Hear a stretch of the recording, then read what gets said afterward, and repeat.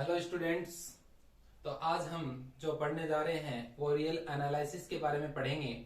और real analysis में आज हम यूनिट नंबर 2 के बारे में चर्चा करेंगे, जिसका नाम है रियल सीक्वेंस। अब रियल सीक्वेंस क्या होती है इसके बारे में मैंने एक लेक्चर पहले बनाया है, जो कि फर्स्ट ईयर में बनाया था, लेकिन उसको मैंने आपकी प्लेलिस्ट रियल एनालिसिस की जो प्लेलिस्ट है उसमें डाल दिया है। तो आप वहां पे रियल सीक्वेंस के बारे में पूरा डिटेल से समझाया गया है, वहां से देखें। और आज हम थोड़ा सा इसके बेसिक दोबारा से चर्चा करेंगे। इस में लेक्चर में थोड़ा सा रियल सीक्वेंस के बारे में हम पढ़ेंगे। तो रियल सीक्वेंस क्या होता है सबसे पहले ये जानेंगे। तो रियल सीक्वेंस क्या होता है, तो रियल सीक्वेंस से पहले हम देखेंगे कि भाई अपने पास में सीक्वेंस क्या होती है। सीक्वेंस यानी कि अनुक्रम।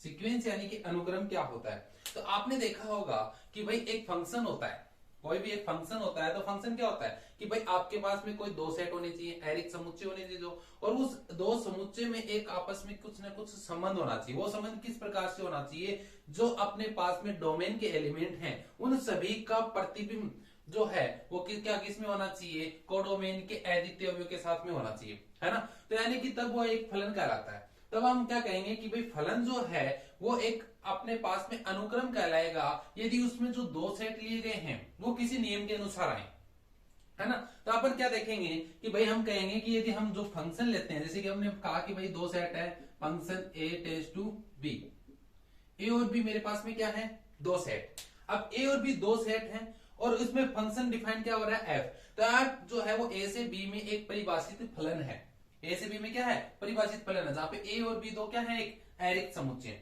अब ये फलन है, फलन कैसे हुआ, क्योंकि ए के प्रत्येक फलन ये तभी कहलाएगा जब ए है उस ए का प्रत्येक अवयव का बी के अद्वितीय अवयव के साथ क्या हो, प्रतिबिंब हो, है ना।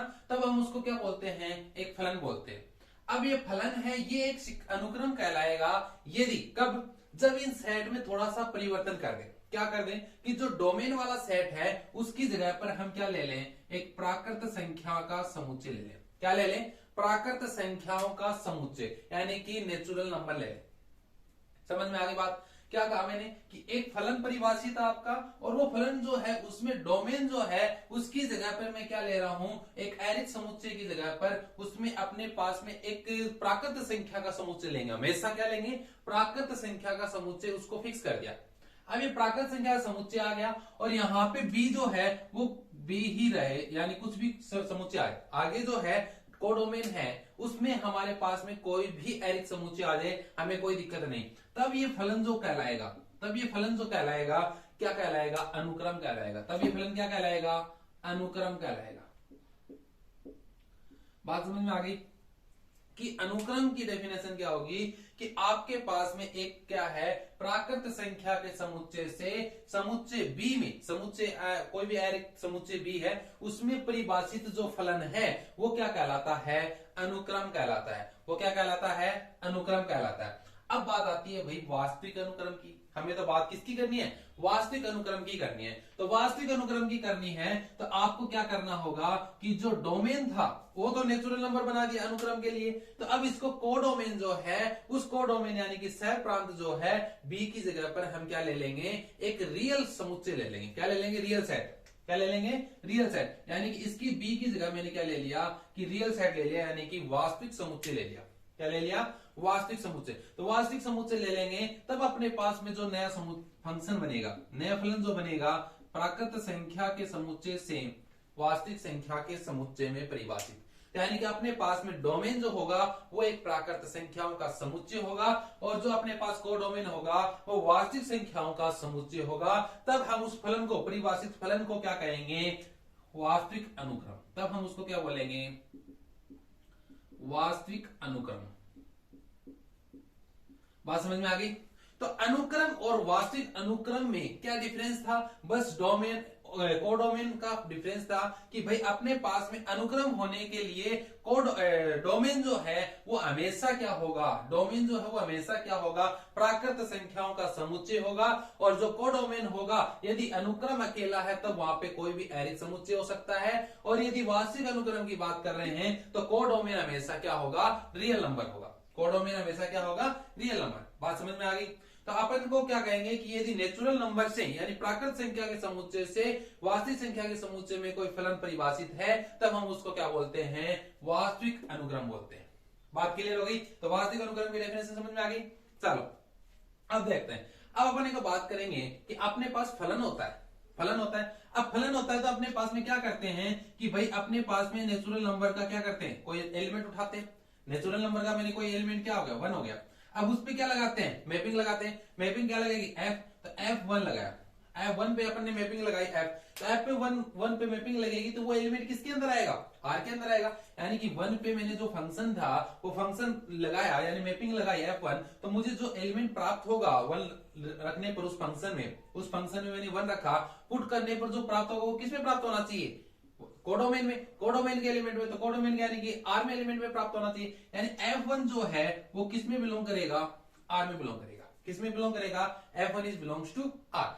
अब अपने इसी प्रकार यदि मैं क्या ले लूं कि इस फंक्शन को थोड़ा सा चेंज करके f की जगह पर मैं क्या लिख देता हूं, x ले लेता हूं। f की जगह क्या ले लेता हूं, x ले लेता हूं फंक्शन, और अपने पास में जो प्राकृत संख्या के समुच्चय से वास्तविक संख्या के समुच्चय में कोई फलन कि इस फंक्शन को थोड़ा सा चेंज करके ले लिया वास्तविक समुच्चय। तो वास्तविक समुच्चय अब उस पे लगाते हैं, मैपिंग लगाते हैं। मैपिंग क्या लगेगी, f1 लगाया, f1 पे अपन ने मैपिंग लगाया f, तो f1 मैपिंग लगेगी तो एलिमेंट किसके अंदर आएगा, r के अंदर आएगा। यानी कि 1 पे मैंने जो फंक्शन था वो फंक्शन लगाया यानी मैपिंग लगाई f1, तो मुझे जो एलिमेंट प्राप्त होगा 1 रखने पर उस फंक्शन में मैंने 1 रखा, पुट करने पर जो प्राप्त होगा वो किसमें प्राप्त होना चाहिए, कोडोमेन में, कोडोमेन के एलिमेंट में। तो कोडोमेन यानी कि आर में एलिमेंट में प्राप्त होना चाहिए। यानी F1 जो है वो किस में बिलोंग करेगा, आर में बिलोंग करेगा। किस में बिलोंग करेगा, F1 is belongs to are. अब अपने इसी प्रकार यदि मैं क्या ले लूं कि इस फंक्शन को थोड़ा सा चेंज करके f की जगह पर मैं क्या लिख देता हूं, x ले लेता हूं। f की जगह क्या ले लेता हूं, x ले लेता हूं फंक्शन, और अपने पास में जो सेट थे वो नेचुरल से रियल नंबर, नेचुरल सेट से रियल नंबर जो है उनमें अपन ने क्या कर दिया, एक फंक्शन डिफाइन कर दिया। अब जो ये फंक्शन में जो पहले डिफाइन कर रखा था उसको मैंने अब इस प्रकार से कर सकता हूं, क्या कर सकता हूं ना कि भाई f की जगह पर मैंने क्या ले लिया, बस x ले लिया। जहां पे f आएगा वहां पे x लग जाएगा, बस बात इतनी। तो यानी कि अपन ने क्या किया कि जो अपना वास्तविक अनुक्रम था वो f से डिफाइंड था पहले, अब अपन क्या कर दिया, उस f की जगह पे x डिनोट कर दिया। बात तो कोई बात नहीं हुई, क्योंकि यहां पे चेंजमेंट करते तब तो इसमें फर्क हो जाता कि भाई रियल को पहले नेचुरल को बाद में लिखते, तब तो गलत हो जाता। लेकिन फंक्शन जो डिफाइन कर रहे हैं, मैपिंग जो ले रहे हैं, वो f की जगह पर x ले सकते हैं, y ले सकते हैं, z ले सकते हैं, कुछ भी ले सकते हैं यहाँ पे। यानी अपन अपने पास में मैपिंग अपने अनुसार ले सकते हैं। तो मैं क्या ले रहा हूं कि भाई सीक्वेंस के अनुसार बना रहा हूं, तो यानी मैंने किसके रूप में लिख दिया, x के रूप में इसको मैपिंग में लिख दिया। तो यानी कि x such that n tends to r। अब अपने पास में ये जो कहलाएगा वो क्या कहलाएगी, ये वास्तविक अनुक्रम कहलाएगी। क्या कहलाएगी, वास्तविक अनुक्रम। ये फलन क्या है, वास्तविक अनुक्रम है। अब वास्तविक अनुक्रम है तो अपने पास में नेचुरल नंबर का मैं कोई एलिमेंट लूंगा, जैसे 1 लिया तो 1 पे मैपिंग क्या लगेगी, x, तो x1 होगा। और अब x1 जो एलिमेंट होगा वो किसमें प्राप्त होना चाहिए, वास्तविक संख्या के समुच्चय में, क्योंकि 1 पे प्रतिबिंब क्या लगा, x1 प्रतिबिंब लगेगा, तो अपने पास में जो प्राप्त होगा वो एलिमेंट वो किसमें प्राप्त होगा, जो प्राकृत संख्या है उस प्राकृत संख्या के समुच्चय के जो भी एलिमेंट हैं उनका प्रतिबिंब हमें किसमें प्राप्त होगा, उसके कोडोमेन में। और कोडोमेन क्या है, रियल नंबर, और रियल नंबर में प्राप्त होगा, तो रियल नंबर में प्राप्त होगा, तो इसका मतलब x1 जो है वो किसमें प्राप्त होगा, r में प्राप्त होगा। अब मैं क्या करता हूं कि भाई x1 जो आया वो मैंने कह दिया कि भाई 1 जो है वो उस फंक्शन में पुट किया, तो मेरे पास में जो मान प्राप्त हुआ उसको मैंने क्या डिनोट कर दिया, x1 कर दिया, जो कि x1 जो है वो किसमें बिलोंग कर रहा है, r में।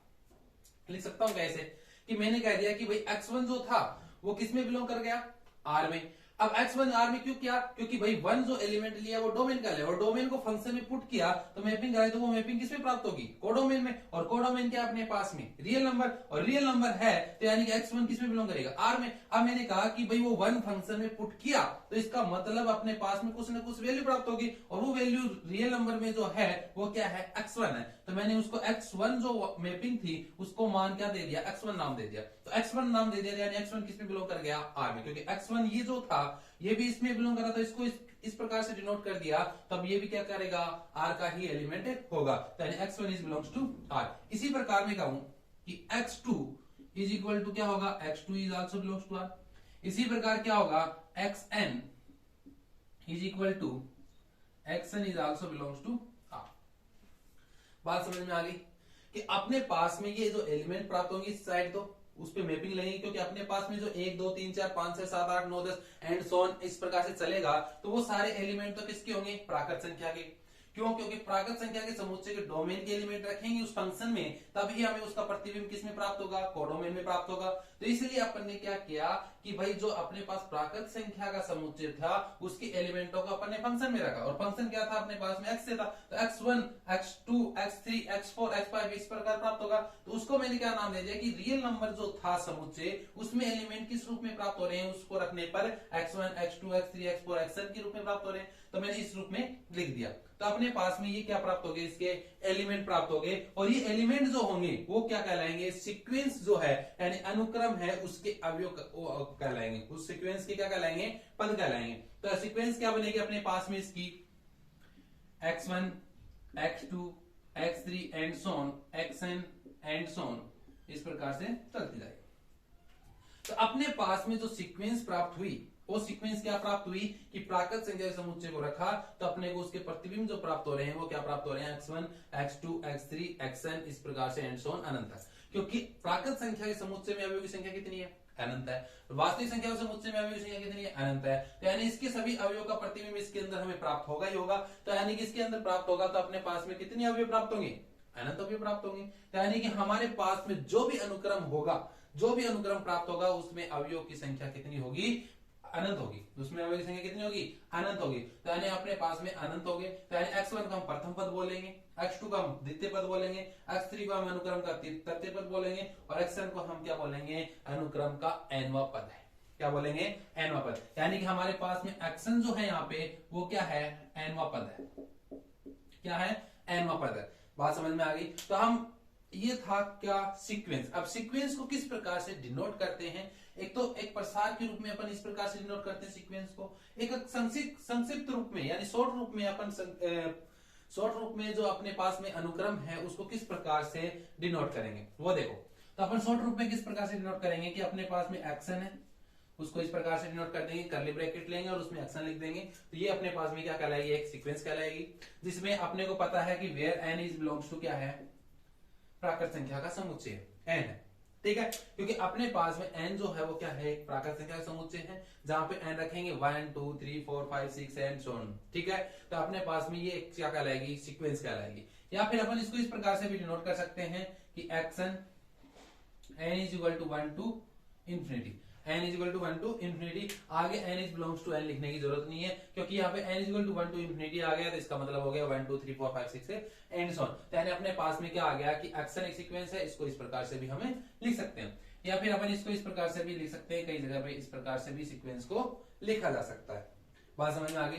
तो ये थे अपने पास में एक सीक्वेंस। तो सीक्वेंस में क्या था कि भाई अपने पास में कोई भी सीक्वेंस है तो यदि रियल सीक्वेंस की अपन बात करते हैं तो उसमें डोमेन जो है वो हमेशा क्या होना चाहिए, प्राकृत संख्या का समुच्चय, और कोडोमेन जो है वो हमेशा क्या होना चाहिए, वास्तविक संख्या का समुच्चय होना चाहिए। तब वो परिभाषित फलन जो है वो क्या कहलाएगा, एक वास्तविक अनुक्रम कहलाएगा। ठीक है, और उसमें अपने पास में पद जो बन रहे हैं वो किस प्रकार से बनेंगे वो भी मैंने समझा दिया। मैं आशा करता हूं आपको ये पूरा अनुक्रम समझ में आ गया होगा। तो यह वास्तविक अनुक्रम समझ में आ गया। अब अपन देखते हैं कि वो जो अनुक्रम है, वास्तविक अनुक्रम है, उसका परिसर की बात करते हैं। किसकी बात करते हैं, परिसर की बात करते हैं। तो देखो परिसर की बात करें,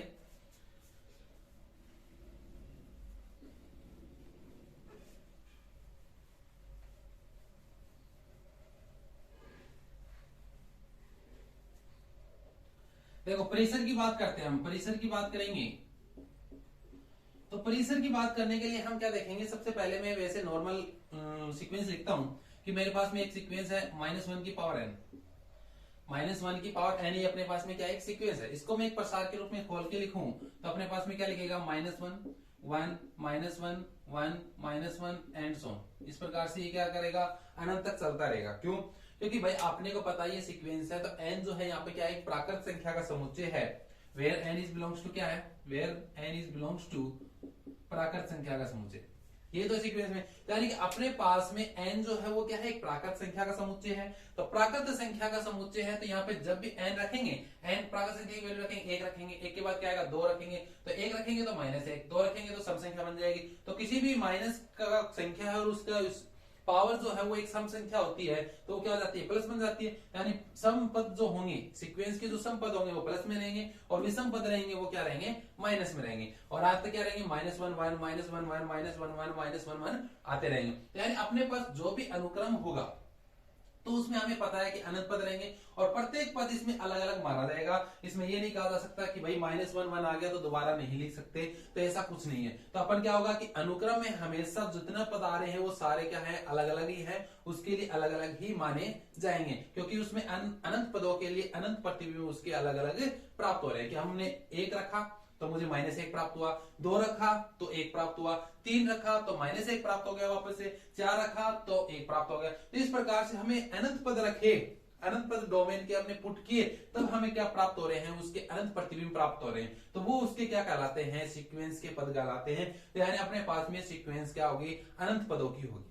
बात क्लियर। अब बात करते हैं हम परिसर की। तो परिसर क्या होता है कि जो अपने पास में, परिसर क्या होता है कि जो अपने पास में क्या दिया गया है, अनुक्रम दिया गया है, तो उसमें अपने पास में अनंत पद प्राप्त हो रहे हैं। अब अनंत पद प्राप्त हो रहे हैं तो उसमें भिन्न भिन्न पद जो प्राप्त होंगे, भिन्न भिन्न पद हैं, वो भिन्न भिन्न पदों का समुच्चय कहलाता है क्या, परिसर कहलाता है। क्या कहलाता है, परिसर। तो अपने पास में जो भी डोमेन है, उस डोमेन, फंक्शन में क्या होता है कि अपने पास में फंक्शन होता है, फंक्शन ए टू बी।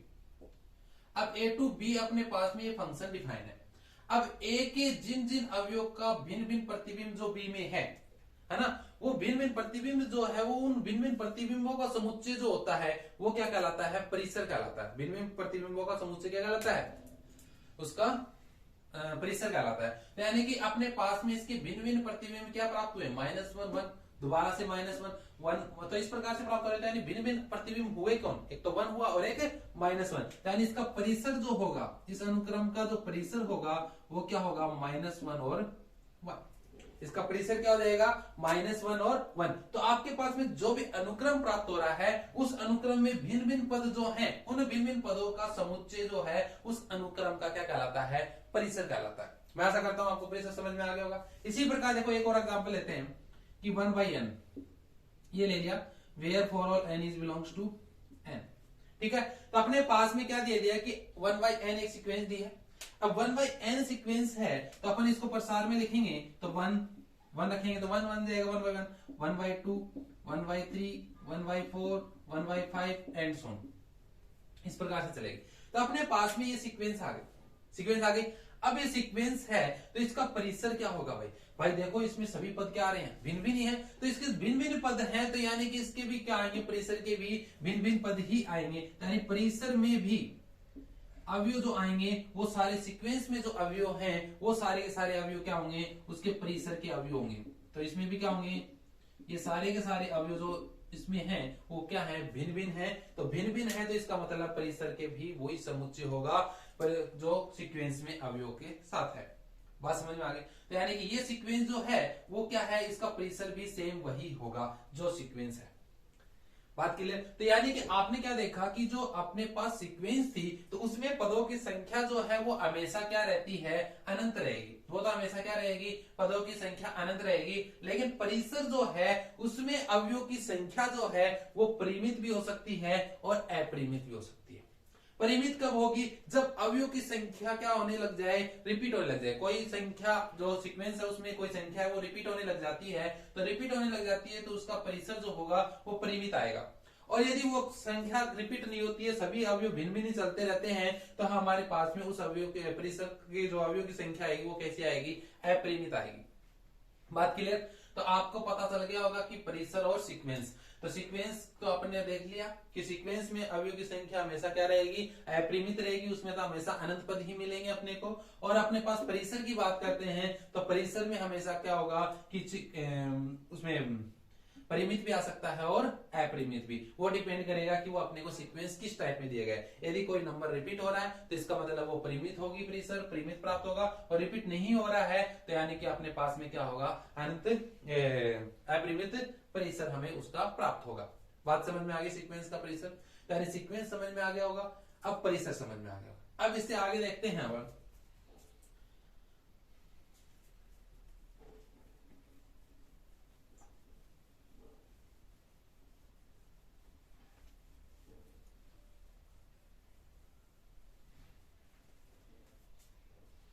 इससे आगे देखते हैं बाउंड एंड सीक्वेंस।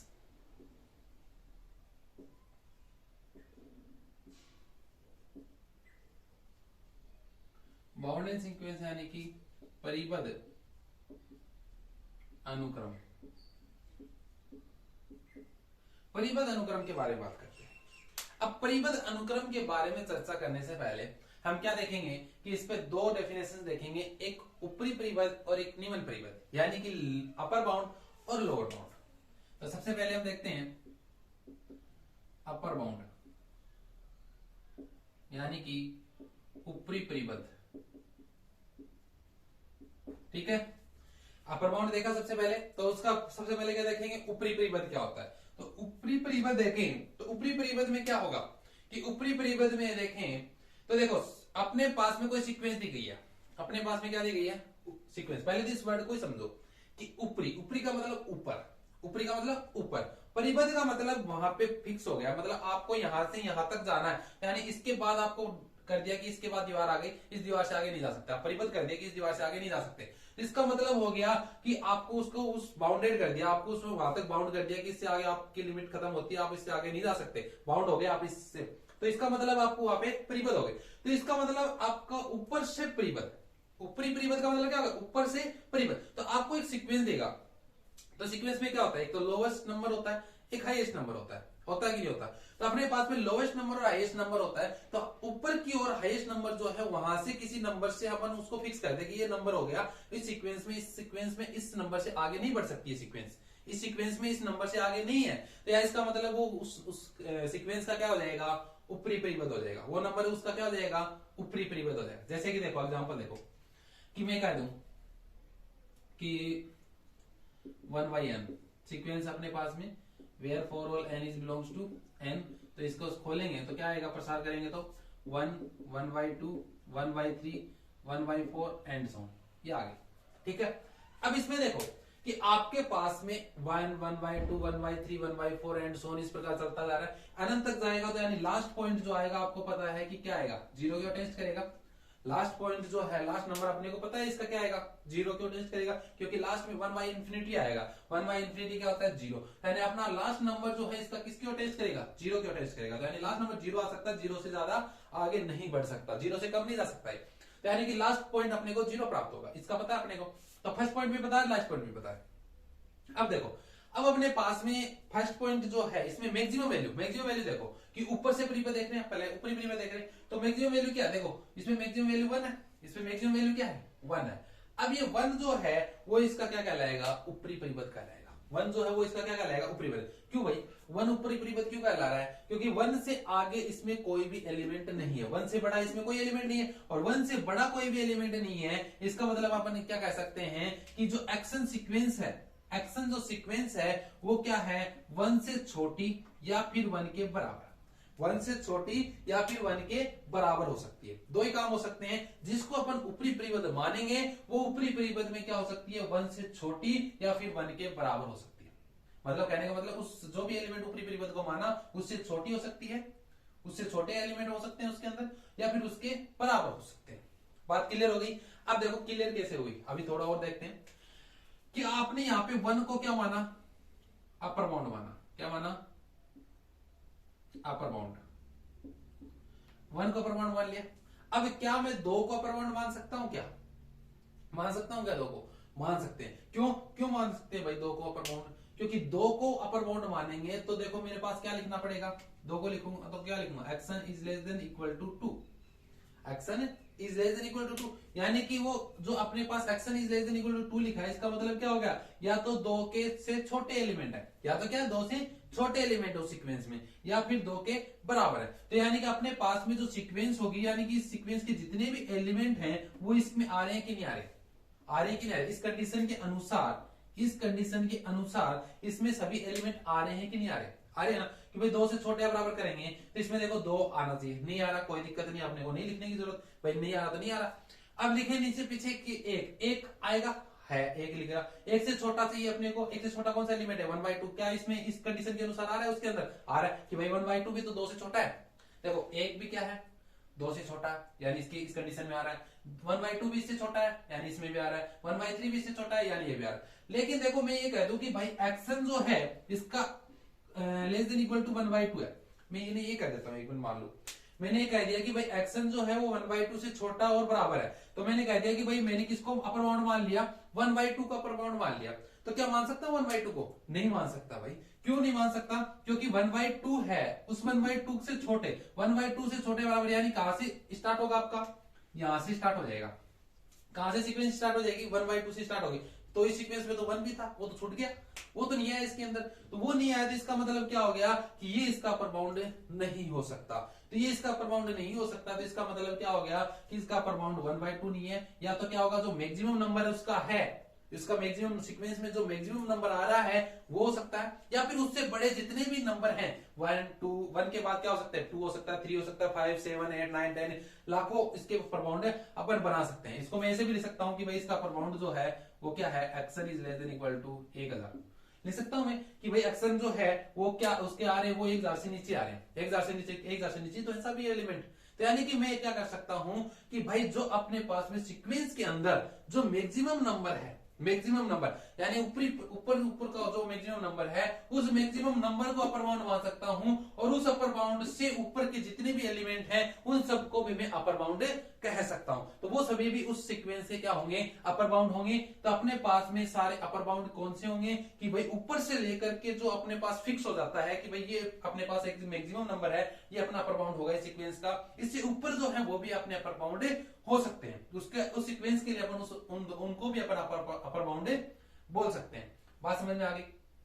तो हमने देखा कि भाई इस सीक्वेंस का अपर बाउंड क्या हुआ, 1 हुआ तब भी सही, 2 बोला तब भी सही, 3 बोला तब भी सही, लेकिन मैं कह दूं कि 1/2 तो 1/2 नहीं हो सकता भाई। क्यों नहीं हो सकता? क्योंकि भाई इससे बड़ा एक एलिमेंट 1 बैठा, जो इसके 1/2 को कर दूंगा तो इससे इसका मतलब क्या हुआ सीक्वेंस का कि 1/2 से छोटे हैं सभी एलिमेंट या फिर 1/2 के बराबर, तो 1/2 तो आ जाएगा इसके अंदर, 1/3 भी आ जाएगा, 1/4 भी आ जाएगा, 0 तक आ जाएगा, लेकिन क्या बच गया, 1 बच गया। अब 1 बच गया तो इसका मतलब क्या हो गया कि इस सीक्वेंस को फॉलो नहीं कर रहा है ये कंडीशन, तो इस सीक्वेंस को फॉलो नहीं कर रहा है, इसका मतलब इसको अपन अपर बाउंड नहीं बना सकते। तो अपर बाउंड का मतलब यही होता है कि ऊपर से उस सीक्वेंस का लास्ट नंबर जो है ऊपर से वो कहां तक जाता है, उस लास्ट नंबर तक अपना आना चाहिए, वो लास्ट नंबर आ जाता है तो उसको अपन उसको क्या बोल सकते हैं, अपर बाउंड। तो इस सीक्वेंस के लिए उसका अपर बाउंड क्या होगा, 1 होगा।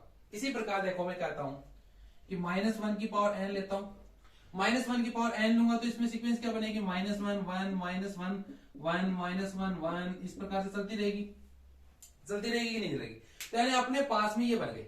अब इसमें पूछो भाई बताओ अपर बाउंड क्या, तो अपर बाउंड बताओगे तो अपर बाउंड देखो इसका मैक्सिमम नंबर क्या आ रहा है, 1 आ रहा है, तो यानी इसका अपर बाउंड क्या हो गया, अपर बाउंड क्या हो गया इसका, 1 हो गया। अब 1 से बड़े अपर बाउंड कोई भी बता सकते हो कि 1 से बड़ा 2 भी बता सकते हो, 3 भी बता सकते हो, 4 भी बता सकते हो, यानी कि इसका अपर बाउंड जो है 1 या 1 से बड़े कोई भी अपर बाउंड हो सकता है, यानी सभी अपर बाउंड इसके कई अपर बाउंड हो सकते हैं, लेकिन वो कम से कम जो अपर बाउंड जो है वो कौन है, 1 है, यानी कि 1 से लेकर के आगे कितने भी अपर बाउंड हो सकते हैं, क्योंकि सीक्वेंस में जो मैक्सिमम नंबर है वो कौन है, 1 है, यानी 1 इसका अपर बाउंड होगा, और 1 से बड़े हैं वो भी सारे क्या रहेंगे, इसके अपर बाउंड कहलाएंगे। कि अपन उसको यदि 2 अपर बाउंड बता दूं इसका तब भी ये गलत नहीं कहलाएगा। बात समझ में आ गई? क्योंकि अपर बाउंड जो होते हैं वो 1 से ज्यादा होते हैं, अपर बाउंड 1 से ज्यादा होते हैं, क्योंकि अपने पास में एक कोई अपना सीक्वेंस दे रखा है उसके अंदर तो अपने को एक ही मिलेगा, लेकिन उसके बाहर जो है अपन उसके 1 से ज्यादा अपर बाउंड बता सकते हैं कि भाई सीक्वेंस के अंदर एक अपर बाउंड है, तो इससे और लाखों अपर बाउंड क्या बता सकते हैं, 2 है, 5 है, लाख है, करोड़ है, 1 करोड़ है, 10 करोड़, तो कोई भी अपर बाउंड इसके लिए अपन बता सकते हैं। बात समझ में आ गई? तो यानी कि अपर बाउंड जो है वो 1 से ज्यादा होते हैं। और अपने पास में अब लोअर बाउंड की बात करें तो इसी प्रकार जिस प्रकार से अपन ने अपर बाउंड देखा उसी प्रकार से लोअर बाउंड में हम क्या देखेंगे, उसके नीचे से देखेंगे, नीचे से जो सबसे कम वैल्यू जो है, सबसे कम वैल्यू जो है वो देखेंगे। अपर बाउंड में क्या देखा, ऊपर में सबसे मैक्सिमम वैल्यू क्या आ रही है उस सीक्वेंस में, और लोअर बाउंड में क्या देखेंगे, उसमें सबसे छोटी वैल्यू क्या आ रही है, उसमें सबसे छोटी वैल्यू क्या आ रही है, तो सबसे छोटी वैल्यू क्या आ रही है भाई, यहाँ पे 0 आ रही है, तो 0 इसका क्या हो जाएगा, लोअर बाउंड हो जाएगा, 0 क्या हो गया इसका, लोअर बाउंड। अब 0 लोअर बाउंड हो गया तो मैंने जैसे कहा कि भाई अपर बाउंड फिक्स हो गया यहाँ पे कि 1 से ज्यादा इसमें नहीं है, यानी अपर बाउंड 1 फिक्स हो गया, तो इससे बड़े सारे क्या रहेंगे, अपर बाउंड रहेंगे। इसी प्रकार जीरो इसका लोअर बाउंड फिक्स हो गया कि भाई सीक्वेंस में सबसे छोटा एलिमेंट जो है वो कौन है, जीरो है। अब जीरो इसका लोअर बाउंड फिक्स हो गया तो इससे छोटे जितने भी एलिमेंट है, इससे छोटे जितने भी एलिमेंट है वो सारे के सारे क्या कहलाएंगे, लोअर बाउंड कहलाएंगे। इससे छोटे से जितने भी सारे एलिमेंट है वो क्या कहलाएंगे, लोअर बाउंड। यानी कि -1, -2, -3, -5, -6, -7 ये सारे क्या कहलाएंगे, इसके लोअर बाउंड कहलाएंगे। इसी प्रकार इसमें देखें तो इसमें अपने पास में लोअर बाउंड जो आया वो क्या है, -1 है। अब इसमें अपने पास में लोअर बाउंड जो है वो -1 फिक्स हो गया। -1 क्या हो गया, फिक्स हो गया। अब -1 फिक्स हो गया तो इसका मतलब क्या हो गया कि अपने पास में लोअर बाउंड -1 फिक्स हो गया है, तो इससे छोटे सभी एलिमेंट जो हैं वो सारे के सारे क्या हैं, लोअर बाउंड है। इससे छोटे सारे के सारे क्या हैं, लोअर बाउंड। तो इसका मतलब हम क्या कहेंगे कि -1 इसका लोअर बाउंड है, -2 भी हो सकता है, -3, -4 इससे छोटे जितने भी हैं वो सारे क्या हैं, लोअर बाउंड। तो ये जो अपने पास में सीक्वेंस में देखेंगे कि सबसे मैक्सिमम नंबर कौन सा है, सबसे लोवेस्ट नंबर कौन सा है, तो वो सबसे मैक्सिमम नंबर होगा वो अपर बाउंड होगा, और उससे बड़े जितने भी होंगे फिर अपने को पता चल जाएगा कि इस नंबर से बड़े जितने भी हैं वो सारे भी क्या होंगे, अपर बाउंड होंगे। और जो अपने पास लोवेस्ट नंबर होगा उससे छोटा वो तो होगा ये लोअर बाउंड, और उससे छोटे भी सारे क्या कहलाएंगे, लोअर बाउंड कहलाएंगे। तो मैं आशा करता हूं कि आपको क्या होगा कि अपर बाउंड और लोअर बाउंड समझ में आ गया होगा। इसी प्रकार अब लोअर बाउंड और अपर बाउंड समझ में आ गया तो अपने पास में क्या हो जाएगा कि बाउंडेड सीक्वेंस क्या होती है उसमें हो जाएगा। देखो बाउंडेड सीक्वेंस यानी परिबद्ध अनुक्रम, तो जिसमें अनुक्रम में लोअर बाउंड और अपर बाउंड दोनों विद्यमान है, लोअर बाउंड और अपर बाउंड दोनों विद्यमान है, उस सीक्वेंस को हम क्या बोलते हैं, परिबद्ध अनुक्रम बोलते हैं। उस सीक्वेंस को हम क्या बोलेंगे, परिबद्ध अनुक्रम। इसका मतलब क्या हुआ कि आपके पास में जो भी अनुक्रम प्राप्त है उसमें एक अपर बाउंड होना चाहिए, एक लोअर बाउंड, यानी कि दोनों यदि उसमें विद्यमान है उस सीक्वेंस में कि अपर बाउंड भी विद्यमान है, लोअर बाउंड भी विद्यमान है, तो इसका मतलब हो गया वो सीक्वेंस कैसी है, परिबद्ध है। वो सीक्वेंस कैसी है, परिबद्ध है। तो परिबद्ध है तो इसका मतलब हम क्या कहेंगे कि भाई अपने पास में x n is less than equal to, इस सीक्वेंस के लिए बात कर रहा हूं, तो इस सीक्वेंस के लिए बात कर रहा हूं तो इसके लिए x n is less than equal to, इस लेस देन इक्वल टू में कौन आएगा, जो अपर बाउंड है। अपर बाउंड यानी कि जो ऊपर से उससे कम ही है एलिमेंट, उससे कम या बराबर है, यानी उसमें सबसे बड़ा कौन है भाई, 1 है, तो 1 लिख दिया। 1 पे परिबद्ध हो रहा है, इसमें 1 पे परिबद्ध हो रहा है तो ये 1 हो गया। अब भाई अपने पास में इसलिए किससे छोटा हो सकते हैं, इसमें किससे बड़े हैं, मतलब 0 से बड़े हैं सारे, यानी कि क्या हो जाएगा इसका लोअर बाउंड क्या हो जाएगा, 0।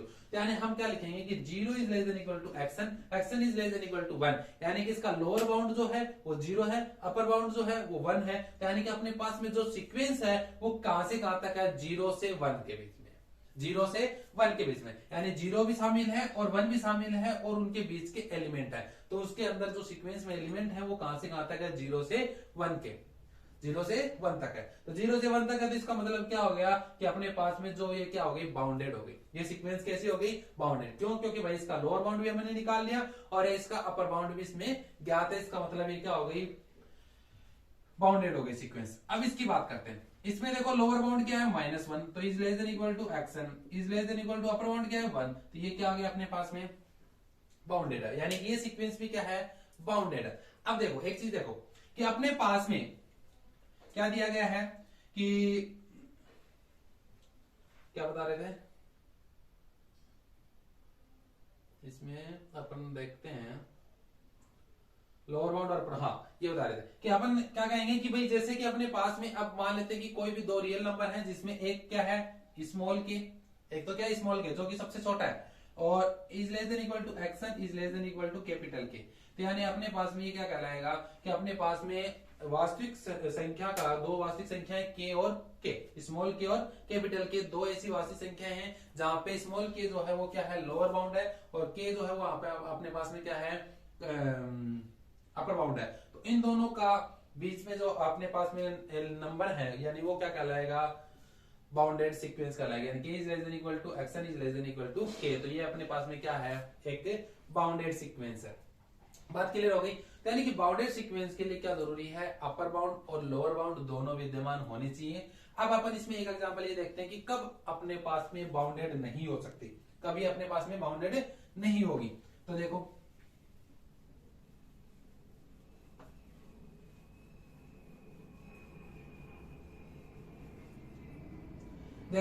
अपने पास में कभी बाउंडेड नहीं होगी कि भाई अपने पास या तो अकेला लोअर बाउंड प्राप्त हो या फिर उस सीक्वेंस में अकेला क्या हो, अपर बाउंड प्राप्त हो, तभी ये क्या नहीं प्राप्त हो सकती, बाउंडेड नहीं होगी। जैसे कि देखो मैं सीक्वेंस ले रहा हूं एन अपने पास में सीक्वेंस है जहां पे for all n is belongs to natural number, ठीक है।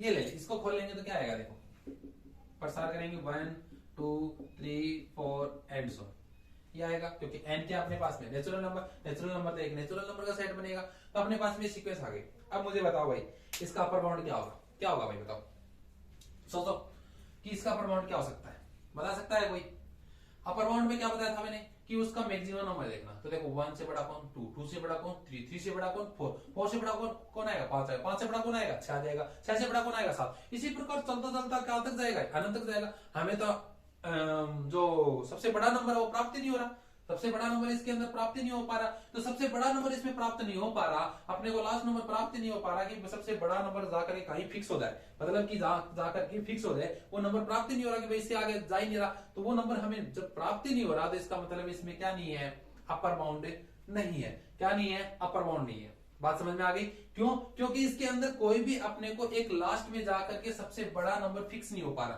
कि भाई हम कह सके कि भाई ये 5 के बाद, जैसे मान लो 5 है, कि हम नहीं कह सकते कि भाई 5 के बाद आगे नंबर नहीं आएगा, बड़ा आएगा भाई 5 के बाद 6 आ रहा है। मैं नहीं कह सकता भाई लाख के बाद कोई नंबर नहीं आएगा, भाई 1 करोड़ आएगा। मैं नहीं कह सकता भाई 1 करोड़ के बाद कोई नंबर नहीं आएगा, आएगा 1 करोड़ के बाद 1 अरब। मतलब इस प्रकार से नंबर अनंत तक चलते रहेंगे तो अपने को लास्ट नंबर जो है मैक्सिमम वो हमें प्राप्त ही नहीं हो पा रहा कि कहां जाके रुकेगा।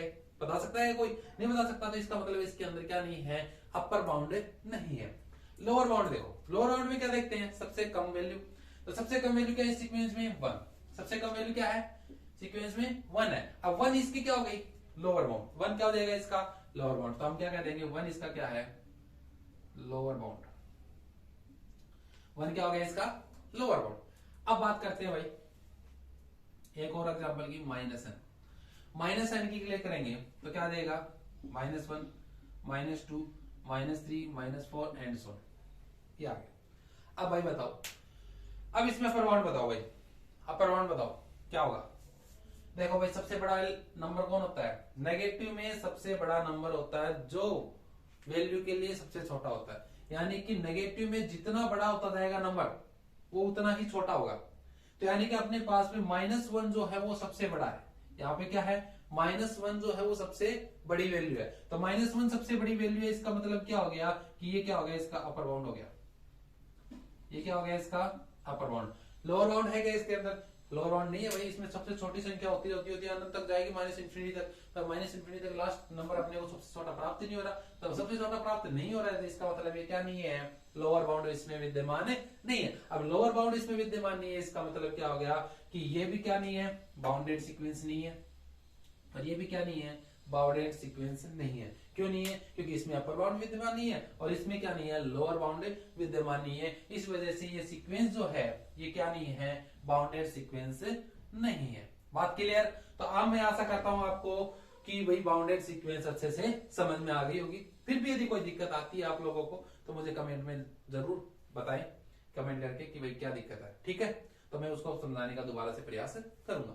तो ये था अपना क्या, बाउंडेड सीक्वेंस। अब इसके बाद देखते हैं सुप्रीमम और इन्फीमम।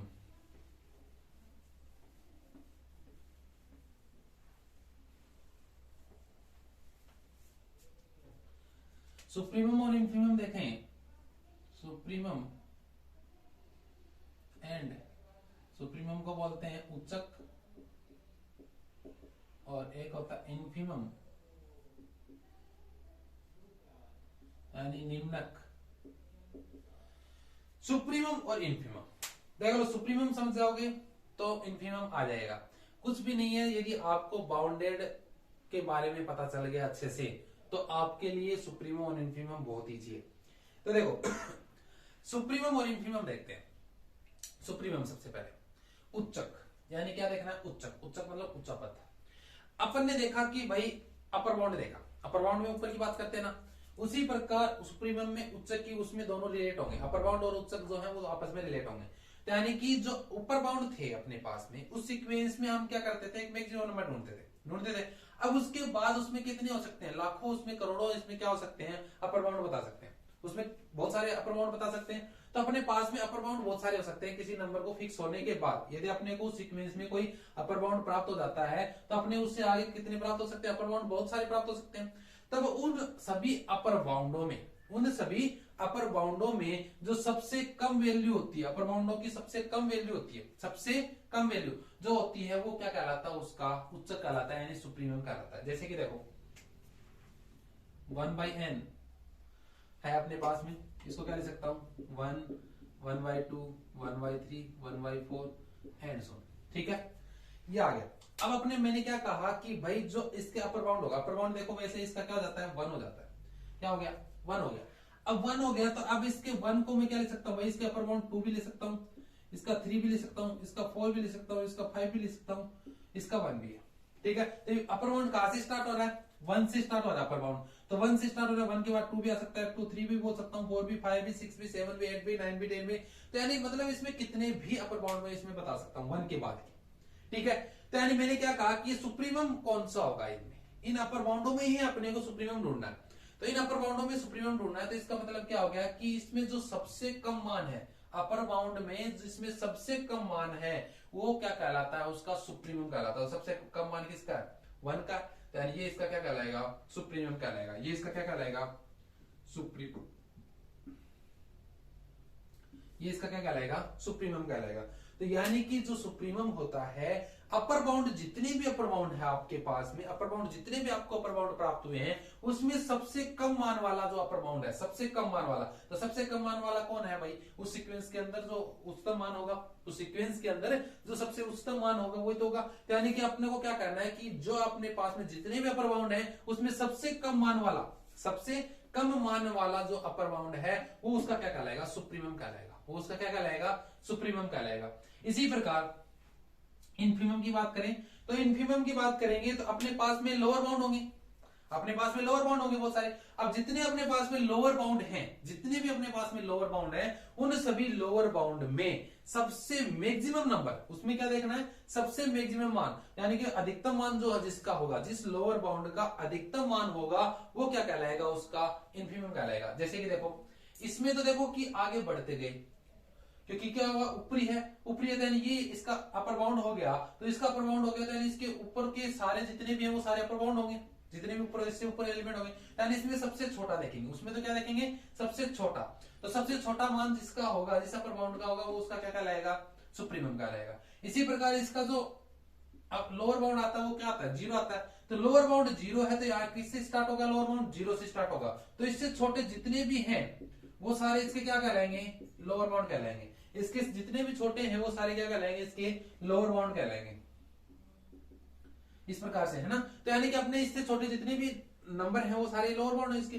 तो इसमें क्या देखेंगे जितने भी लोअर बाउंड अपने को प्राप्त हुए हैं उसमें सबसे मैक्सिमम नंबर यानी सबसे बड़ा नंबर कौन सा है, लोअर बाउंड में सबसे बड़ा नंबर किस कौन है भाई 0 है, इससे नेगेटिव में मान है वो तो सारे क्या है छोटे हैं 0 से, तो यानी 0 ही बड़ा है इन सब में, तो इन सब में 0 ही बड़ा है, तो इसका मतलब ये क्या हो जाएगा इसका इन्फीमम हो जाएगा, इन्फीमम।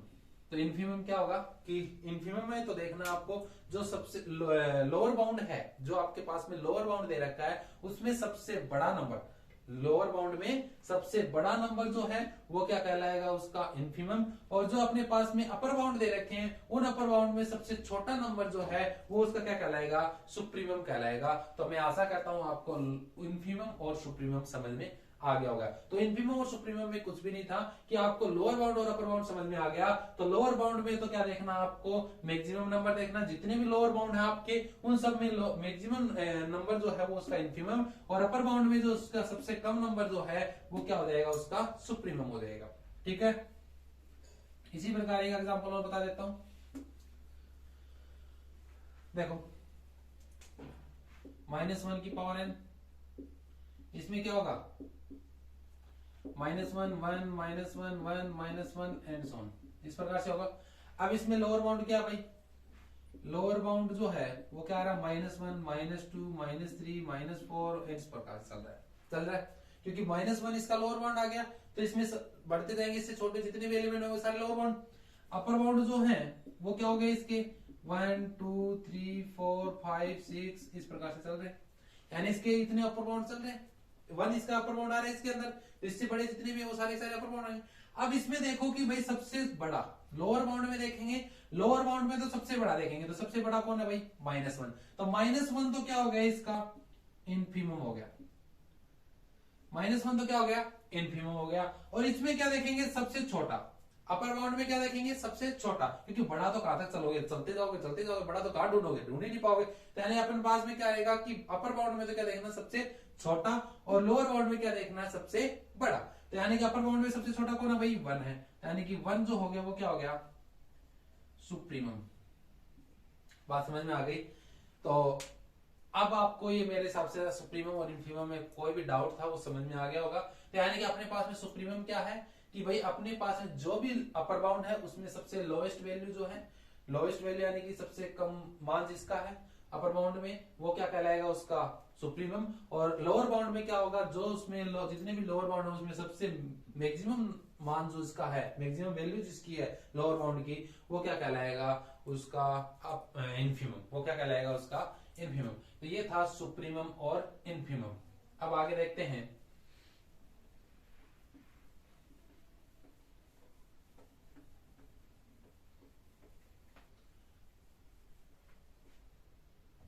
आगे देखो, आगे क्या है, अब अपन देखते हैं कि भाई एक दिष्ट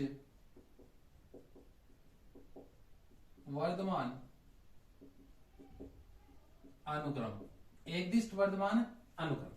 तो एक दिष्ट वर्धमान अनुक्रम देखें तो अपने पास में एक दिष्ट वर्धमान का मतलब ये होता है कि आपके पास में जैसे जैसे नंबर बढ़ रहा है, जैसे जैसे क्या हो रहा है, नंबर बढ़ रहा है कि 1 के बाद 2 आ रहा है, 2 के बाद 3 आ रहा है, 3 के बाद 4 आ रहा है, तो उसी प्रकार उसके जो प्रतिबिंब है, उसके प्रतिबिंब x1 x2 x3 x4 xn, तो वो भी क्या होने चाहिए, बढ़ने चाहिए। और एक दिष्ट का मतलब हो गया कि भाई उसमें उसी समान किया तो उसके बराबर होना चाहिए।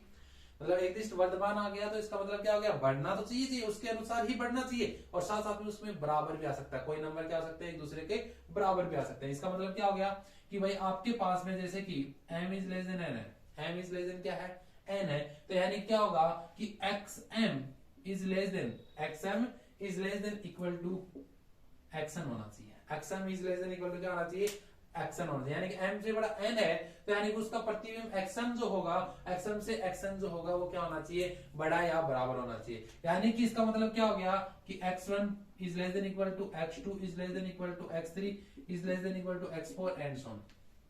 इसका मतलब क्या समझे आप कि भाई एक दिष्ट वर्धमान, वर्धमान का मतलब बढ़ना, कि भाई आपके पास संख्या बढ़ रही है तो उसी के अनुसार वो उसका प्रतिबिंब भी क्या हो रहा है, बढ़ रहा है, सीक्वेंस भी क्या हो रही है, आपस में बढ़ रही है। तो यानी कि अपन ने क्या लिया कि भाई 1 के बाद 2 आ रहा है, 2 के बाद 3 आ रहा है, तो यानी कि 1 का प्रतिबिंब x1 है तो 2 का प्रतिबिंब x2 आएगा, तो यानी कि उसका वो x2 जो होना चाहिए वो x1 से या तो बड़ा होना चाहिए या फिर क्या होना चाहिए, बराबर होना चाहिए। तो इसी प्रकार कह दिया मैंने कि x1 से बड़ा कौन होगा, x2 या फिर बराबर होगा, x2 से बड़ा या बराबर कौन होगा, x3, x3 से बड़ा या बराबर कौन होगा, x4। इसी प्रकार चलता जाएगा। तो यदि सीक्वेंस इस रूप में है, दी गई है, तब उस सीक्वेंस को हम क्या बोलते हैं, एक दिष्ट वर्धमान अनुक्रम। और हम कहेंगे भी निरंतर वर्धमान अनुक्रम, निरंतर वर्धमान अनुक्रम। निरंतर वर्धमान अनुक्रम बोले तो उसमें क्या होगा कि भाई आपके पास में m is less than n है तो xm is less then xn होगा, कि उसमें निरंतर क्या होगा, बढ़ती ही जाएगी।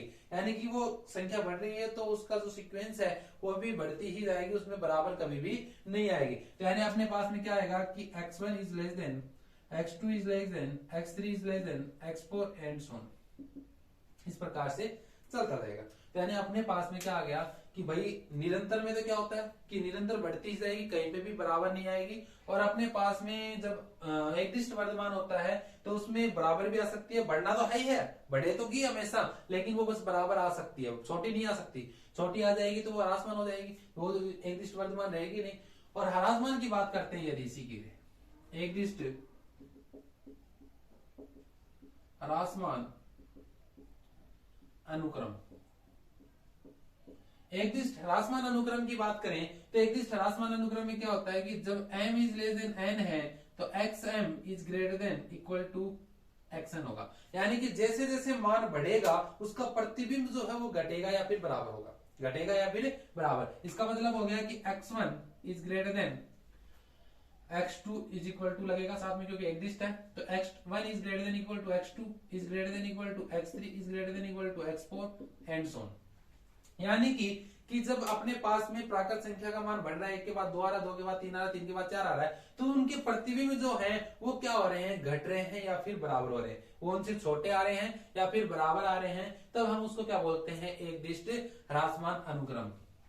और यदि हम निरंतर की बात करें, निरंतर ह्रासमान अनुक्रम की यदि बात करें तो अपने पास में क्या होगा कि m is less than n, तो then xm is greater than xn, तो देन इट इज, अपन क्या कह सकते हैं, x1 is greater than x2 is greater than x3 is greater than x4 is greater than and so on.